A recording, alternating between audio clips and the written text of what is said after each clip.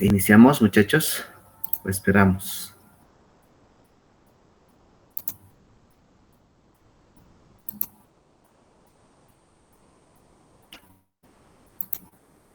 ¿Me escuchan?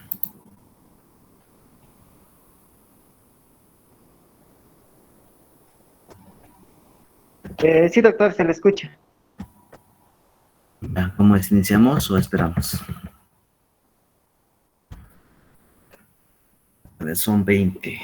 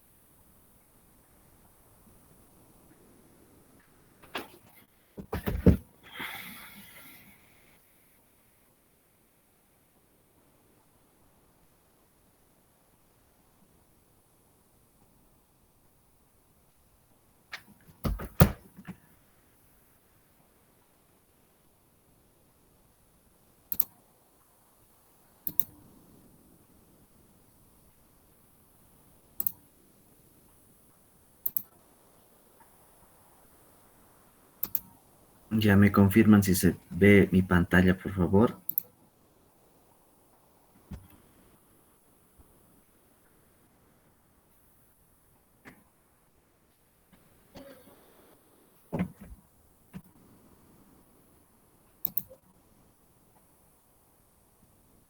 Eric.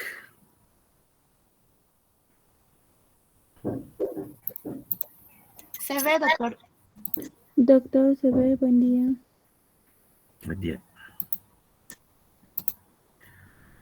Ya, iremos hablando, porque si no, vamos a tardar.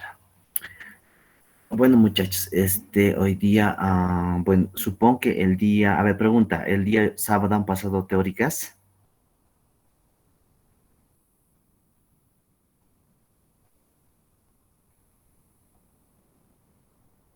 ¿Cómo es, Eric? A ver, de mi grupo.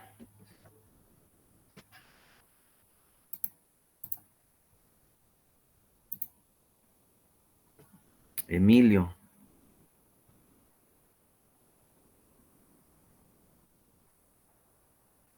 Bueno, Doctor, ese día no pude entrar. ya, ya.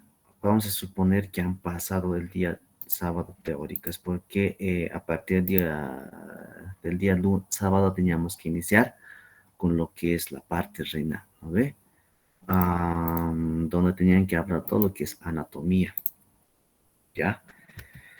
Bueno, pero algunas cosas voy a ir comentando para que podamos entender la parte de lo que yo voy a hablar hoy día. Entonces, primeramente, por ejemplo, las funciones de los riñones que tenemos que saber. En general, la función principal o que va a cumplir los riñones es la formación de orina. Esa es una de las funciones más importantes o principales de los riñones. Ya, aparte de esta función, existen otras funciones que coadyuvan en este caso en el mantenimiento, en este caso, el mantenimiento del medio interno o el líquido extracelular. ¿ya? Entonces, ¿cómo lo hace eso? A través de control de la volemia, ¿ve? En este caso significa control del volumen, ya, sanguíneo, ¿no ves? Si el volumen sanguíneo está disminuido, por lo tanto, va a tratar de retener líquido, ya, y los riñones, y por lo tanto la orina será concentrada, ¿no ve? Ya, concentrada, no diluida o titulada, para que me entiendan. Pero sin embargo, si la volemia estaría aumentada, por ejemplo, a través de los riñones, tratará de eliminar mayor cantidad de líquidos. Cosa que pasa con, por ejemplo, problemas con síndromes edematosos. ¿No ve? Hay edema, por ejemplo, en los miembros inferiores, o quizás una anasarca, donde el paciente necesita eliminar líquidos.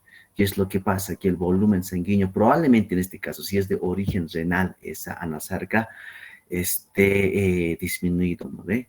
O si es de origen cardíaco o gastrointestinal, probablemente esté aumentado. Entonces, ¿qué es lo que se requiere? Es que vaya eliminando mayor líquido. Y la formación de orina será un poco acelerada y la orina será diluida. Mucho va dependiendo, por ejemplo, de la función que ejecute los riñones para determinar la concentración de la orina, las características físicas de la orina, si es de qué color es transparente, amarillo, etcétera, etcétera. Mucho depende de otras funciones que ejecuten los riñones. Otra función importante es el control de la concentración de electrolitos. Obviamente, por ejemplo, les menciono el sistema renina-angiotensina-aldosterona. ¿Qué es lo que hace? Este mecanismo final de acción es sobre los túbulos renales, ¿no ve? En este caso, a través de la aldosterona. Otro, por ejemplo, ADH. ¿Cuál es otro, su mecanismo de acción final? Son los túbulos también, en este caso los riñones, para retener agua, por ejemplo, etcétera, ¿no ve? Entonces, a través de estos mecanismos va a participar lo que es el equilibrio hidroelectrolítico o concentración de los electrolitos, sodio, potasio, cloro, principalmente también sobre hidrogeniones. ¿Ya? Control de la osmolalidad plasmática también, ¿no ve? Esto mucho tiene que ver con electrolitos osmóticamente activos. En este caso vamos a hablar con cargas positivas, mencionaremos a sodio, donde si yo, o sea, por sistema renina-angiotensina, digamos, se va a producir retención de líquidos, ¿no ve? Entonces, ¿qué es lo que va a pasar? Probablemente el sodio no se esté eliminando, ¿no ve? O hablando de enfermedades, síndromes nefróticos, nefrítico. ¿Qué es lo que pasa? El síndrome nefrótico, por ejemplo, va a asociarse con edema, donde ¿qué es lo que pasa? Se retiene sodio. Entonces, si se retiene sodio, ¿qué es lo que va a pasar? Ese sodio pasa a la circulación, ¿no ves? Circulación sanguínea y va a jalar líquidos y por lo tanto se va a producir edemas. Entonces, en ese caso, la osmolaridad probablemente va a estar alterada, no va a estar en sus valores referenciales, ¿no? De 280 miliosmoles litro. ¿Ya?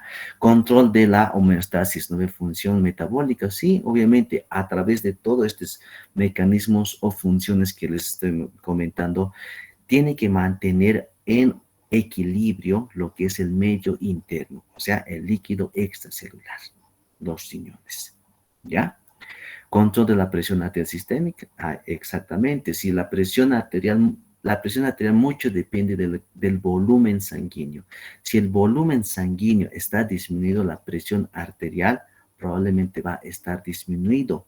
Y por lo tanto, si está disminuido el volumen sanguíneo y la presión arterial está disminuida, ¿qué es lo que pasa? Como un mecanismo o como un mecanismo regulador, los riñones hace que se retengan líquidos.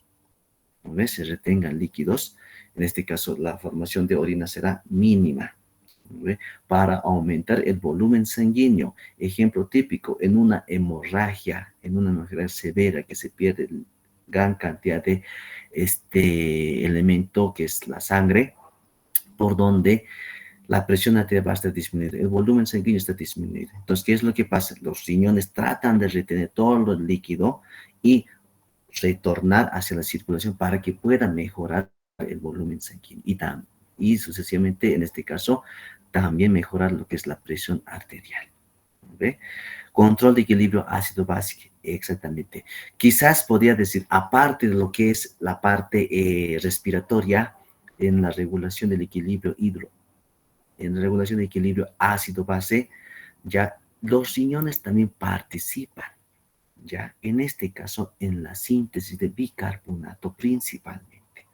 Y vamos a ver, no me toca misa teórica, pero van a ver que existen 3 o 4 vías para la síntesis o generación de nuevos bicarbonatos. Y a través de eso, alcalinizar, por ejemplo, un medio ácido que se esté produciendo, en este caso, en el cuerpo. ¿Ve? Pero entonces, a través de este mecanismo, o sea, los riñones participan en el equilibrio ácido-base. No solamente eso, por varios mecanismos, secreción de hidrogeniones, por ejemplo, etcétera, etcétera. ¿Ya? Pero no es el tema hoy para hablar. Otra función va a ser endocrina. Obviamente, ¿no ve?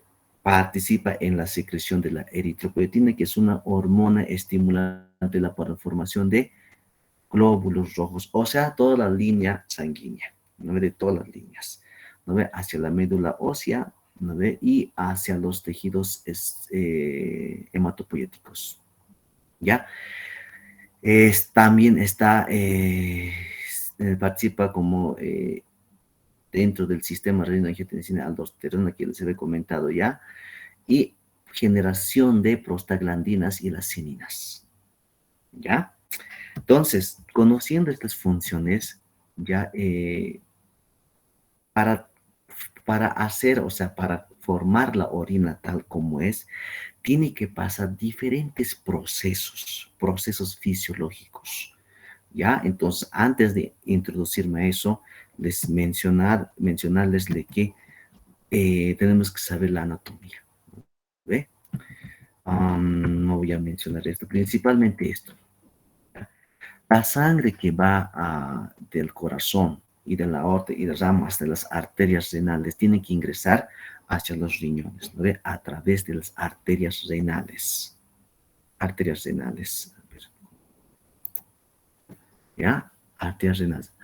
Las arterias renales se subdividen en arterias interlobulares. Arterias interlobulares. Para mí esto es la arteria renal. Y se va a dividir en arterias interlobulares. ¿Ve? Y estos va entre las pirámides, y eso es por anatomía, ya sabe, topografía. Eso no les puedo estar enseñando ahora. Las arterias interlobulares se subdividen en arterias arqueadas. En este caso, este es arteria tubular y aquí está la arteria arqueada. Y a partir de las arterias arqueadas nacen las arterias interlobulares. Lobulares para la corteza, ¿no ve? En este caso, aquí están estas arterias. Y a partir de estas arterias interlobulares, ya pues nacen lo que es una de las ramas. Ya, en este caso, esta es una arteria interlobular, ¿no ve? Para que me entiendan, pero de aquí nace una rama que es la arteria interlobular, que está entre los lobulillos, ¿ya? Y es una de las ramas, ¿no ve? La arteria, en este caso aferente, ¿sí? Arteria aferente, que es una rama colateral de la arteria interlobular. Esta arteriola aferente ingresa, o sea, en su extremo final forma un ovillo vascular, que a partir de este ovillo vascular nace otra arteria que se llama arteriola eferente. Entonces, la que ingresa, que es rama colateral de la arteria interlobular, es la arteriola aferente, la que ingresa, ¿no ve? Y la que sale de este ovillo vascular es la arteriola eferente. Entonces, en cuestiones fisiológicas, y el mantenimiento hemodinámico y de la formación de orina, de la parte, o sea, en la parte funcional de los riñones es esta parte, ¿no ve? Y en general, todo este sistema, ya sea vascular y tubular, constituye la nefrona. Entonces, si ustedes, supongo que el día sábado han hablado cuál es la unidad funcional estructural de los riñones, ¿no ve? La respuesta es la nefrona. ¿Cómo está constituida la nefrona? Por este ovillo vascular y más las arteriola aferente, eferente y las arterias peritubulares y los vasos rectos, ya constituyen más el sistema tubular que nace a partir de este momento, que es la cápsula de túbulo contorneado distal, asa de Henle, porción gruesa descendente, porción delgada descendente, la asa de Henle, porción delgada descendente, porción gruesa ascendente, perdón, y el túbulo contorneado distal, el túbulo contorneado distal más el túbulo colector y túbulos, etcétera, ¿no? Todo eso constituye la nefrona. Entonces, aquí, por ejemplo, pasan un montón de cosas, es que, para, en este caso, para la formación de orina. Yo quiero que en este momento capten es que a partir desde su nacimiento de la arteriola aferente que ingresa a un ovolillo vascular, ¿ya? Este ovolillo, aquí por si acaso no es permeable, para que me entiendan, pero cuando se convierte en su extremo distal en ovolillo, se convierte su pared en permeable, ¿ya? Como un cernidor, para que me entiendan. Y a partir de nace otra arteriola. Entonces, este ovolillo ya conforma con llamado el glomérulo renal, conforma el glomérulo renal. Y más la que les rodea, ¿no?, del sistema tubular, ¿no?, que es la cápsula de Bowman, conforman ¿qué? Esto se llama cápsula glomerular, ¿no ve?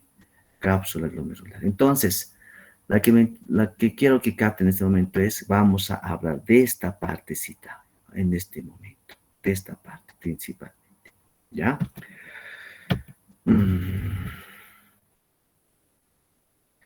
En este caso, si yo amplifico la imagen, esa parte que les he mencionado, aquí está. Esto es la arteriola aferente, en este caso, al revés, arteriola aferente por donde va a ingresar la circulación, ¿no?, de la que viene de la arteria renal, ¿ve? Y se convierte, en este caso, en un ovolillo de vasos sanguíneos, ¿ya? Y de ahí nace también otra arteriola que sale, que es la arteriola eferente. Entonces, aquí, por ejemplo, cuando ya se convierte en un ovolillo de vasos sanguíneos, se especializa, ¿no? Y se llama glomérulo renal, dice el dicho, ¿no? Más la cápsula de Bowman conforma el corpúsculo renal, ¿ya?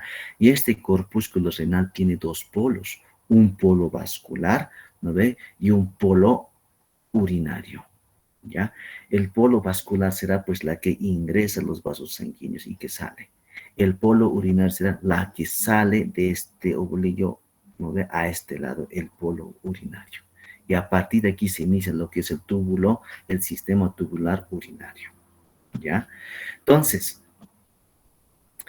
cuando la sangre llega por aquí, ¿no ve?, viene, o sea, cargado de nutrientes, desechos metabólicos de todo el cuerpo, ¿me entienden? O sea, de los desechos metabólicos de los músculos, de los tendones, de los órganos, del cerebro, del tubo digestivo, de todo lado recoge esos desechos y viene a través de la circulación sanguínea ingresa hacia los riñones a través de las arteriolas aferentes. ¿Para qué ingresa? Para que en este glomérulo renal se produzca el filtrado, o sea, la clasificación, es decir, tú ya no sirves porque tienes que irte al medio ambiente, al medio exterior. Tú si sirves tienes que ser rescatado, etcétera, etcétera. A eso llamamos ¿qué? Filtrado glomerular, ¿no ve? Filtración glomerular, o sea, va a filtrar, ¿ya? Los desechos malos, o sea, lo va a eliminar, los desechos, o sea, el resto que sirve va a rescatar. Entonces, esta partecita es vital importancia. Cuando nosotros vemos hablamos, por ejemplo, patologías que afecten netamente a esta región, patologías que afecten a la cápsula de Bowman, patologías que afecten, por ejemplo, al sistema tubular, afecta de alguna manera a la filtración glomerular.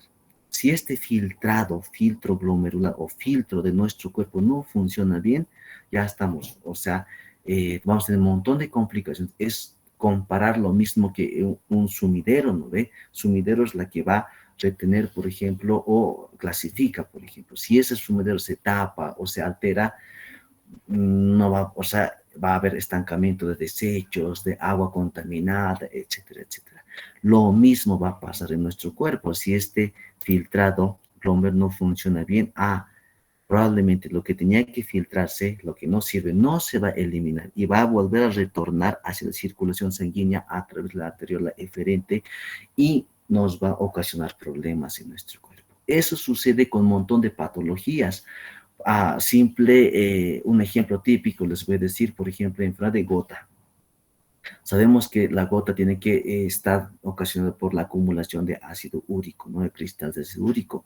Entonces, la urea, qué sé yo, solo estoy poniendo un ejemplo. Tenía que eliminarse por aquí, ¿no ve? Pero sin embargo no se ha podido eliminar, pero ha retornado a la circulación sanguínea y ha podido acumularse en otras partes de nuestro cuerpo. Podríamos mencionar un ejemplo ya casi, o sea, real es de la creatinina, por ejemplo. ¿No ve? La creatinina tiene que eliminarse por aquí, pero sin embargo no se elimina y ocasiona problemas después, ¿no? Y por eso a la creatinina sérica, por ejemplo, y renal se le considera un marcador biológico para identificar, en este caso, la funcionalidad renal. Ahí hablo, por ejemplo, otro término que es la tasa de filtración glomerular. Esta tasa de filtración glomerular, ¿qué es lo que me pide? La capacidad de filtrar el glomérulo renal, ¿no ve? Por minuto.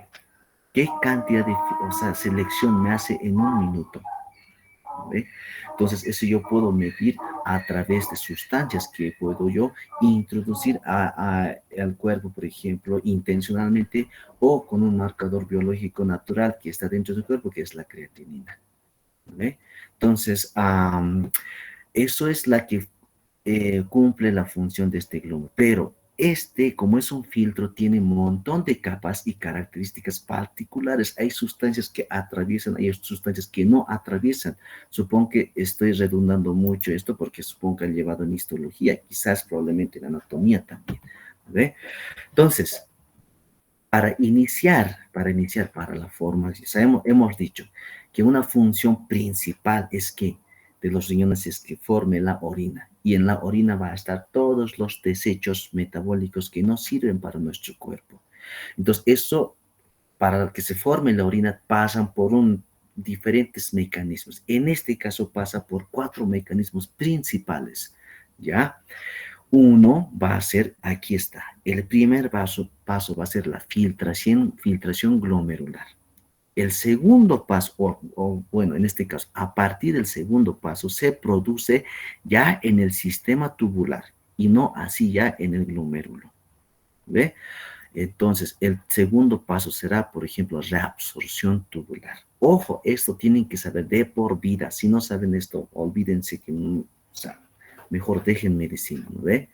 Si no, ¿cómo van a poder solucionar un problema de un paciente? Porque medicamentos diuréticos que tanto que, no sé, es famosos medicamentos, ¿no ve? ¿En qué momento voy a dar, por ejemplo?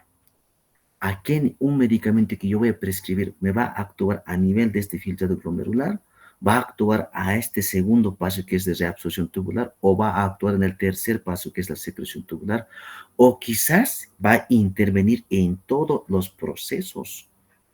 Entonces, si yo no sé estos procesos principales, que es un mundo, por si acaso solo voy a mencionar, ahora no voy a detallar porque es cada capítulo por si acaso. Es muy complejo, por eso la especialidad, solamente el nefrólogo es especialista en esto, ¿ve? Entonces, los procesos ustedes tienen que conocer, los 4 procesos. Aquí están solamente 3. ¿Cuál será el cuarto proceso? Es la excreción. Excreción, ¿ya? Primero es filtración glomerular, segundo es reabsorción tubular, tercero es la secreción tubular y el cuarto es la excreción. En este caso, eliminar la orina, ¿no ve? Eso, entonces voy a comentar poco de la filtración glomerular, voy a comentar poquito o quizás nada de la filtración a reabsorción, o sea, en este caso segundo, tercer, cuarto paso, porque ya en siguientes teóricas lo darán. Entonces, en general, para la formación de orina, ya, se producen 3 procesos en general, ¿ve? Filtración glomerular, que se produce en el corpúsculo renal, y el otro, segundo, tercero, que es reabsorción tubular, secreción tubular, se produce en el túbulo y el renal y el túbulo colector. ¿Ya? Muy bien. Entonces, aquí en el corpúsculo renal, ¿cómo está constituido? Ya hemos dicho por los vasos sanguíneos, en este caso, glomérulo renal, que está dado por la arteriola, la porción distal de la arteriola aferente y, ¿no ve? Y la salida de la arteriola eferente, más la cápsula de Bowman, o la cápsula glomerular. ¿Ya? Entonces, por este constituido. Y el túbulo renal estará constituido por contorneado distal, porción gruesa, delgada, la asa descendente, después la asa, etcétera, etcétera. Bien. A ver, estos principios hipotéticos hay que nomás mencionarles, ¿no ve? Se dice que hipotéticamente existen 4 procesos durante la formación de la orina, ¿ya? En este caso, sabemos en general de que es uno, este es el corpúsculo renal de donde se forma, ¿no? El primer paso, que es la filtración glomerular, es el paso 1. El segundo paso es la reabsorción, el tercer paso es la secreción y el cuarto paso es la excreción urinaria. Pero se dice que una sustancia o un metabolito o un desecho podría tener diferentes vías. Podría quizás tener los 4 pasos o podría tener un solo paso y no después más. Ahí han surgido diferentes procesos, en este cuatro procesos bien explicados o bien mencionadas en su libro de Guyton, ¿no ve? Por ejemplo, uno, la sustancia A, vamos a mencionar la creatinina, la sustancia A, ingresa por la arteriola aferente, ¿ya? Llega a lo que es al glomérulo renal. ¿Y qué es lo que pasa? Se filtra a través del filtrado glomerular y pasa en la orina, ¿no? Y sale en la orina. Pero sin embargo, también esto continúa. Hay una cierta cantidad de creatinina que no se filtra y continúa a través de la arteriola eferente y pasa hacia la circulación sanguínea. Por eso la creatinina, escuchen esto, que se convierte en un marcador biológico para determinar si está funcionando bien o no este filtrado glomerular. ¿Ya? ¿Por qué? Porque una cierta cantidad va a pasar por este filtrado y otra cantidad retorna hacia la circulación. Entonces, cuando yo solicito a un paciente que esté sospechando un problema renal, diré, pues, señora, usted se va a hacerse creatinina sérica, una de las pruebas que voy a pedir. Otro, creatinina urinaria o creatinina en orina de vesícula o clearance de creatinina, como muchos anglosajones les gusta mencionar eso, ¿no? Clearance de creatinina. En este caso solamente es prueba de creatinina en orina, nada más, ¿no? Entonces, cuando me dé creatinina plasmática, ¿ya?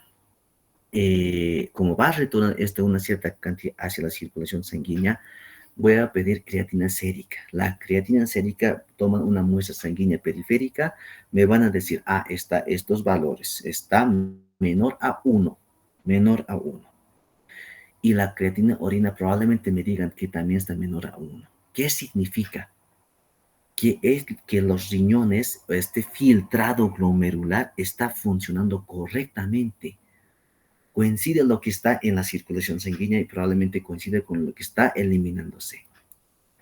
Podría alterarse, por ejemplo, en este caso, en la circulación sanguínea estaría elevada, ¿no ve? Entonces yo podría decir que no se está filtrando adecuadamente a través de los riñones, ¿no ve? O viceversa, se estaría filtrando en gran cantidad. Mucho depende, digamos, cuando hablen, por ejemplo, estos procesos específicos en las siguientes teóricas, pregunten a sus docentes, ¿no ve? Porque solamente van a enfocarse en eso. En este caso, solo estoy yo mencionando de parte más general. Me tiene que llamar la atención, por ejemplo, cuando ya esté, por ejemplo, la creatinina sérica mayor a 1.4 en varones, ¿no ve? O la creatinina urinaria mayor a 1, me tienen que llamar la atención, porque no está funcionando bien este filtrado glomerular. No está funcionando. ¿Qué es eso? probablemente este paciente esté cursando con un problema a nivel renal. Tienen que preguntar si tiene hipertensión arterial, tiene diabetes, etcétera, etcétera. ¿No ve? O algún momento de su vida ha sufrido o sufre consecutivamente infecciones urinarias. Todos tienen que preguntar. Si me dice que tiene diabetes, si me dice que tiene hipertensión arterial, 8:37. Vamos a acelerar ya. Pensaré que es una complicación de esas enfermedades. Entonces está afectando a este nivel. ¿No ve? A eso le llamamos, por ejemplo, nefropatía hipertensiva, nefropatía diabética, que ya es una complicación. Entonces, por el riñón está fallando. Si la creatinina no solucionamos bien y la tasa de filtración glomerular no está adecuadamente, estamos hablando en una falla renal aguda. Por si acaso, ya no hay ese término de insuficiencia renal aguda. Ojo, no hay. Ya este año ha salido la actualización de que se debe llamar falla renal aguda. Sí se mantiene el término de insuficiencia renal crónica. ¿Ya? Así que vayan actualizando esos términos. Entonces, podría pensar eso, ¿no ve? O una sustancia B, por ejemplo, que pasa la filtración glomerular y se elimina a través de la orina, también continúa la circulación sanguínea, pero también se reabsorbe. Mira, del sistema tubular también pasa al sistema vascular, se reabsorbe. ¿Cuáles son esos? Está el agua, electrolitos. Ahí está el sodio cloruro, por ejemplo. ¿No ve? Que también es bien necesario, por ejemplo, en una hipovolemia. Aquí este segundo mecanismo tiene que actuar harto. ¿Por qué? Porque tiene que reabsorber sodio y por lo tanto jalar todo lo que es líquido hacia la circulación sanguínea y así reponer o retener líquido y reponer la volemia. ¿Ve? Otro mecanismo, otra sustancia, por ejemplo, la C, en este caso pasa por la filtración glomerular, pero se reabsorbe en su totalidad y no se elimina en la orina. ¿Cuáles son los ejemplos típicos? Aminoácidos glucosa, ¿no ve? O las proteínas. En este caso, por eso en la orina casi no tiene que haber. Podría existir albúmina o la prealbúmina, es normal, pero normalmente no hay pacientes que tienen insuficiencia o la tasa filtrada está alterado, aparece proteínas en la orina. Como yo me doy cuenta clínicamente, cuando uno va a hacer pipí o hace su diuresis, levanta espuma y esa espuma no es fugaz, ¿no ve? O cuando le pedimos examen general de orina, ¿no ve? Recolectado nos trae, mira, ya que había pasado 2 horas desde su casa hasta el hospital, la espuma se mantiene ahí, lleno de espuma. ¿Qué me oriente eso? A que existe gran cantidad de proteínas en esa orina. Entonces, este mecanismo ahí estaría fallando, ¿no ve? No se está reabsorbiendo en su totalidad estas proteínas. Entonces, ¿qué es lo que estaría fallando? Porque sabemos que este filtro glomerular no pasa proteínas, que voy a mencionar más adelante, no pasa por aquí. Y si se pasa, tiene que reabsorberse en su totalidad. Y si está presente en la orina en mayor cantidad, está alterado en este filtrado glomerular y también no se está reabsorbiendo. O sea, daño a nivel filtrado glomerular y a glomérulo y también daño en el sistema tubular. Mira, 2 problemas ya, o sea, algo irreversibles. ¿Ve? Algo, o sea, no hay vuelta aquí atrás. Probablemente dependiendo, por ejemplo, los valores de concentración de tasa de filtración glomerular y de creatinina, este paciente puede que esté entrando a una diálisis. ¿Ve? Otro mecanismo, pasa por el filtrado y aparece en la orina, pero mira que continúa por la arteriola eferente a la circulación. Pero, ¿qué es lo que pasa? Se secreta, ¿no? Y no va más por la circulación sanguínea. Ahí están los ácidos orgánicos y las bases, por ejemplo, como los hidrogeniones se secretan. ¿No ve? Porque si así se acumulan los hidrogeniones en nuestro cuerpo, nos va a provocar acidosis. Entonces, no pasa normalmente, se tiene que eliminar a través de la orina. Muy bien. Entonces, bajo estos 4 principios o procesos más, creo que hemos entendido mejor, pasaremos a detallar. El filtrado glomerular, ¿ya? Este glomérulo, en este caso, desde la pared endotelio de la capa interna del vaso sanguíneo hasta la capa externa, la que es cápsula pulmonar, está constituido, o se dice que es una barrera natural, ¿ya? Que hace, su función principal es filtrar. Tú dices, esto pasa, esto no pasa, estos pasan, pero, o sea, bajo condiciones, así más o menos. Es una barrera que está constituido por tres capas principales, este filtrado glomerular, ¿ya? El primer capa interna, que es un vaso sanguíneo, que vamos a mencionar que es la arteriol, que es el extremo distal de la arteriola aferente, ¿ya? Es el endotelio de la arteria glomerular, ¿no ve? Este ovillo. En este caso, este es el endotelio del glomérulo renal, ¿ya? Que sus características principales son fenestradas, que tienen poros, la segunda capa va a ser la membrana basal de este glomérulo. ¿Qué significa eso? Que estas células tienen que apoyarse o sujetarse ante una superficie, que es la membrana basal que pasa en todos los tejidos. ¿Ve? Eso es otra barrera, otra segunda capa que sería la membrana basal de los glómerulos. La tercera capa es las células llamadas podocitos. Las células llamadas podocitos, la tercera capa, ¿ya? Entonces, estas son las tres principales capas que está constituido el glomérulo renal, ¿ya? Muy bien.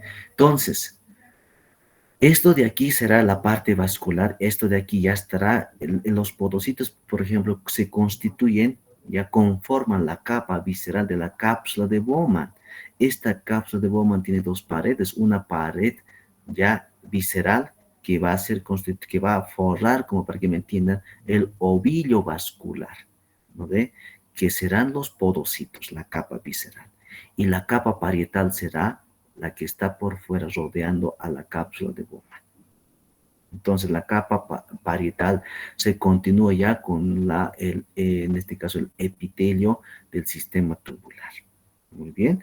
A principio el sistema tubular siempre van a ser más altas, metabólicamente más activos, con mayor concentración de mitocondrias, etcétera, etcétera, que llevarán luego posteriormente. ¿Ya? Entonces, vamos a hablar de la primera capa, el endotelio fenestrado. ¿Ya?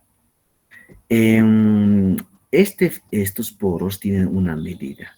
Muchos textos mencionan como 700 Armstrongs. Otros textos mencionan como 70 nanómetros. 70 nanómetros. O sea, es mínimo. Yo les preguntaría, por ejemplo, si estarían en clases presenciales, ¿cuánto es el diámetro o el tamaño del glóbulo rojo? ¿No ve? ¿Cuánto es? Es en nanómetros, en micrómetros, en centímetros, etcétera. Es en realidad en micrómetros. Es un poco más grande que esto. ¿No ve? ¿Cuánto es? 7.2, 7.8 aproximadamente. ¿No ve? Rangos. Entonces, micrómetros es glóbulo rojo. Entonces, más grande que esto. Por eso, un glóbulo rojo jamás pasará por este porito, o sea, por este fenestrado, endotelio fenestrado. Y se pasa, imagínense que se pasa esta parte, aparecerá en la orina y el paciente orinará color rojo. ¿Qué se llama? ¿Cómo se traduce eso en medicina? Hematuria. Paciente tendrá hematuria. Normalmente no tiene, o sea, no normalmente, jamás tiene que pasar eso. El glóbulo rojo jamás pasa. Por esto que ya les he explicado, por el tamaño que tienen estos poros y el tamaño que tienen los glóbulos rojos. En este caso, también los leucocitos y las plaquetas. ¿Ya? Eso, entonces, todo lo que sea, toda sustancia que tenga menor a esto o mayor a esto, diámetro, no pasa el filtrar, esta primera capa, y no aparecerá en la orina, y se continuará a través de la arteriola eferente y retorna hacia la circulación sanguínea. ¿Ya? Entonces, no pasa. Mira, una característica principal de esta parte que consideran otros autores como la cuarta capa, ¿ya?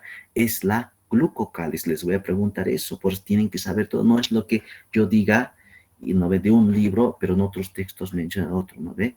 Los artículos científicos les apuesto que les mencionan las 4 capas. Los textos más probablemente que les mencionan solamente 3 capas. Pero una cuarta capa es la glucocáliz, ¿no? ¿Qué es la glucocáliz? Ya saben que es una sustancia moral que rodea, por ejemplo, al endotelio, ¿no ve? Encima de la membrana celular está, ¿no ve? Que está constituido por proteoglucanos, hidratos de carbono, fosfolípidos, etcétera, etcétera. Una de sus funciones es limitar, por ejemplo, el paso de muchas sustancias. Otro mecanismo es reconocer, por ejemplo, si esta sustancia es nociva o no es nociva. Otra función es reconocer si esta sustancia es propia de mi especie o de otra especie, ¿no ve? Etcétera. Entonces, el grosor de este glucocáliz más o menos es de 240 a 340 nanómetros. Su composición química principalmente a este nivel es de tipo colágeno 4 y 5 y más las glucoproteínas que es la laminina, la fibronectina, la entatina, ¿ya? Y proteoglucanos, por ejemplo, principal que es más estudiada es la heparansulfato. ¿Qué características le dan esta composición al glucocáliz y en su totalidad a la endotelio fenestrado? Que tenga una carga negativa. Una carga negativa. Y todo lo que venga con carga positiva, repele. ¿No ve? Les repela. Entonces, mira, que más el endotelio, más el glucocáliz, este fenestrado, este poro endotelial, es imposible de sobrepasar. ¿Entienden? Lámina basal del endotelio. La lámina basal también tiene fenestraciones. ¿No ve? Que está constituido por 3 capas principales. Una lámina rara interna, así se llama por si acaso, la lámina densa que es la intermedia y la lámina rara externa. ¿Ya? La más importante, por ejemplo, es la lámina rara interna y otros autores también lo conocen la lámina rara externa. ¿Ya? Esta lámina basal, por ejemplo, tiene sus poros un radio, en este caso, sustancias que tengan ya menor a 40 de radio, en este caso de diámetro, no ve cómo las proteínas de bajo peso molecular, ahí pues les he colocado beta 2, microglobina y las hormonas, probablemente pasen este poro. Probablemente. Esto significa que han atravesado el endotelio, primera capa, y el glucocáliz, pero alguien les limita. Segunda barrera va a ser la membrana basal. Mira, un ratito, tú es que ya puedes pasar porque quizás está en mayores concentraciones o no puedes pasar, pero menores de 40 de radio, estas dos sustancias podrían pasar. ¿Ve? Quizás la lámina rara interna. Proteínas, por ejemplo, de tamaño intermedio de 40 a 50 Armstrong, como la albúmina, ¿ve? Probablemente no pasa.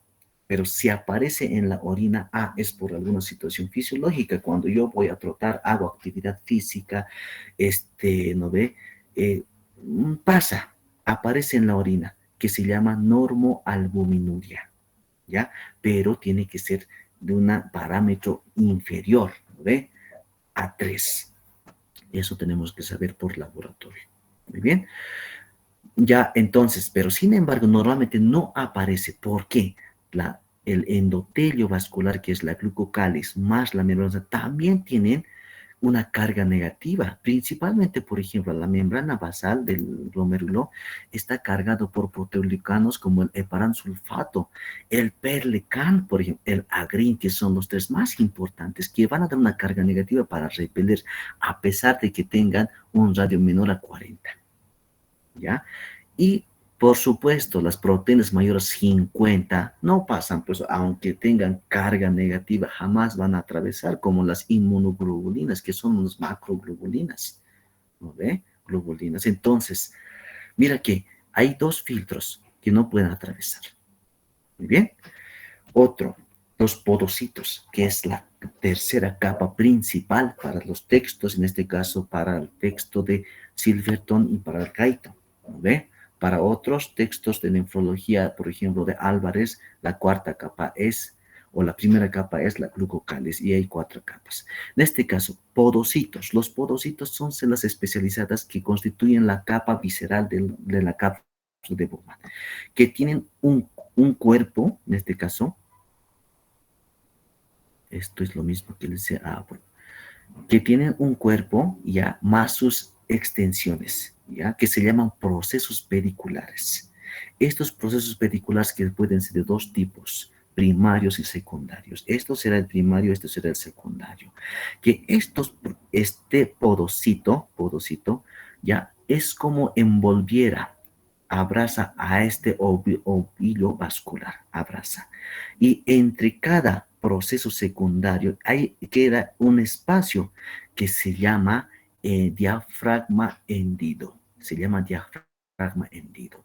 Este diafragma hendido constituye pues otra barrera principal para que no pasen sustancias como por ejemplo mayores o que tengan cargas positivas. También aquí por ejemplo se dice que constituye como una membrana muy delgada, fina. ¿No ve? Esa membrana fina está cargada negativamente y porque tiene ya sustancias que se llaman nefrina, la podocina, la alfa-actina 4 y la CD2-APs. Estas sustancias van a constituir o tener una carga negativa y van a repeler. Aunque pasen la primera capa, la segunda capa ya no podrán atravesar la tercera capa. Pero cuando haya una insuficiencia renal, ya donde esté afectado esta parte que es el filtrado glomerular, están afectadas las 3 capas o las 4 capas. Y este poro será quizás más grande y quizás los poros están destruidos, por ejemplo, por una glomerulonefritis post-estreptocócica. Va a destruir estos podocitos y por lo tanto ya no habrá ese filtro. ¿Ve? Entonces, pero sin embargo, fisiológicamente constituyen una barrera física, ¿ya? En este caso, a través de la carga negativa que tiene y por las sustancias que compone estos pedicelos secundarios. Muy bien. Entonces, hasta ahí es la que me corresponde dar en esta clase, en las teóricas. Pero sin embargo, a ver, tenemos 2 minutitos que voy a ir comentando. Este filtrado glomerular mucho depende del mecanismo de Starling renal. ¿Cómo está constituido? Está constituido por una presión hidrostática vascular del polo vascular, una presión hidrostática del polo urinario, que es del espacio de cápsula de Bowman, una presión oncótica del polo urinario, una presión oncótica vascular.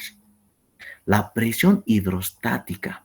¿Para qué me sirven estas presiones? Me dice que la suma de estas presiones me va a dar una presión de filtración neta que es de 10. La suma y la resta me va a dar un producto final que es de 10 milímetros de mercurio. Estos 10 milímetros me dice que en condiciones fisiológicas, ¿ya? Tengo una presión de 10 milímetros de mercurio, ya en este caso que tienen que pasar sustancias del espacio vascular al lado urinario. Esto van a llevar una teórica entera por si acaso, no es que ahora les estamos dando. Entonces, por ejemplo, hay presiones que favorecen ya el filtrado glomerular, hay presiones que se oponen al filtrado glomerular.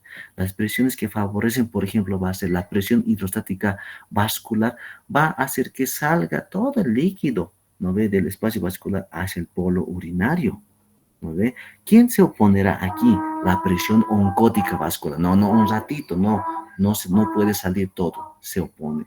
Sin embargo, aquí, ¿qué es lo que va a pasar?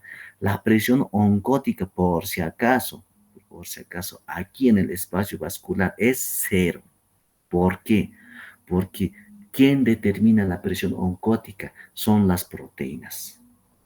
Si les he dicho que no pasan esta barrera las proteínas, en el polo urinario no hay proteínas y la presión oncótica es 0. Ojo, pero por lo tanto, la presión hidrostática aquí sí va a existir. ¿No ve? Presión hidrostática. Entonces, mira que es otro mundo a hablar, o sea, a detalle de esta parte, pero en general, la diferencia de estas presiones que va a dar una presión de filtración neta de 10 milímetros va a favorecer de que de este lado del polo vascular salgan a este lado líquido, de alguna manera líquido, y eso sería la filtración glomerular. Y en términos médicos no me sirve solamente filtración, sino que me sirve la tasa de filtración glomerular. Significa que en un minuto cuánto de líquido se filtra. ¿No ve? ¿Cuánto de líquido se filtra? Sustancias, composiciones, por ejemplo, que aparecen en el lado del plasma que estoy hablando aquí, y este es ultrafiltrado, es en el lado urinario. En el plasma, mira, sodio era 142, en el urinario también va a ser 142. ¿Qué varía aquí? En el lado plasma, proteínas va a ser casi como 5 gramos. ¿No ve? 4 o 5 gramos. Pero en el ultrafiltrado, 0. Pero aquí dice 6 a 11. ¿No ve? 6 a 11. ¿No ve? Miligramos. Entonces, ¿qué significa? Aquí, por alguna situación fisiológica, puede pasar, les he dicho, ¿no ve? Albúmina urinario, que es la normoalbuminuria. A esto me refería. Podría pasar, pero normalmente es 0. ¿No ve? La glucosa también podría aparecer, la urea podría aparecer, etcétera, casi. ¿No? Pero aquí la diferencia está en proteínas. Por eso, la creatinina, la proteinuria, ¿no ve? Y la tasa de filtración glomerular me determina valorar una funcionalidad adecuada de los riñones. Aquí están las composiciones, está en sus libros, van a repasar. A esto me queda, con esto termino.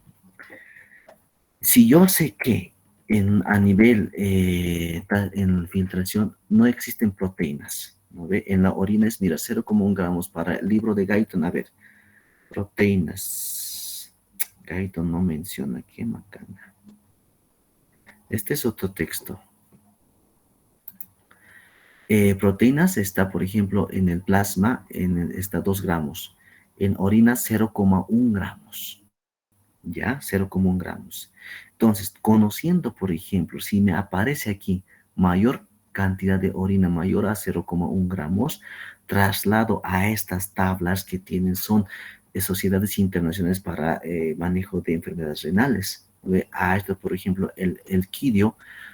Ustedes tienen que leer este manual o estas guías para saber, por ejemplo, manejo de insuficiencias renales. No me sirve que me lean el Guyton, por ejemplo, si estaríamos hablando de ya, si van a estar en cuarto, tercero, cuarto, quinto año.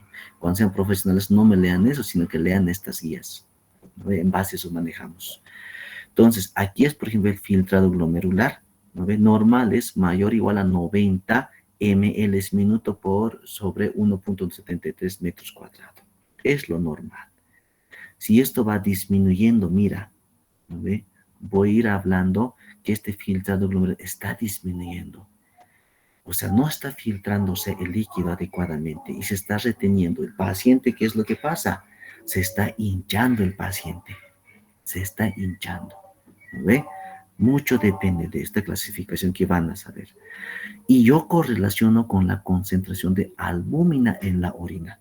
Normal es que no aparezca en la orina, pero ya cuando ya sucede en patologías, clasificamos en 3 grupos, A1, A2, A3.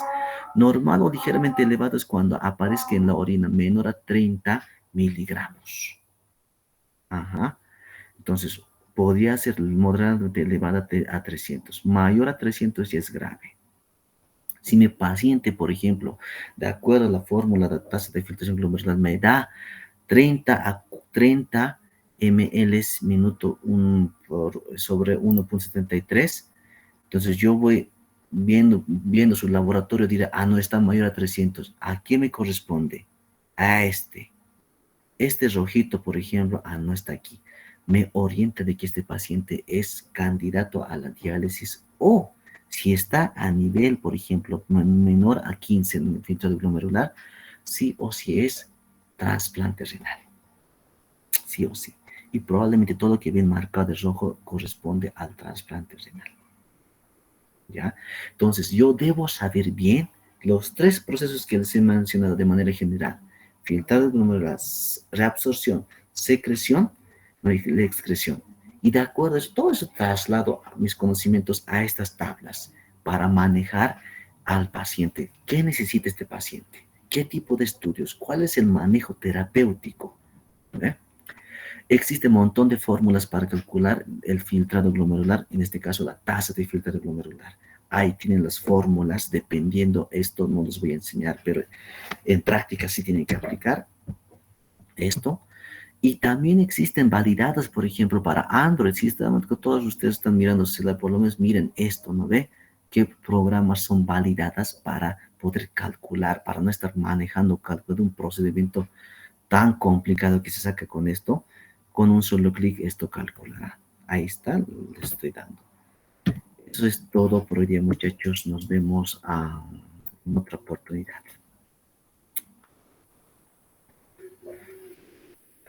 ¿Alguna pregunta que tengan?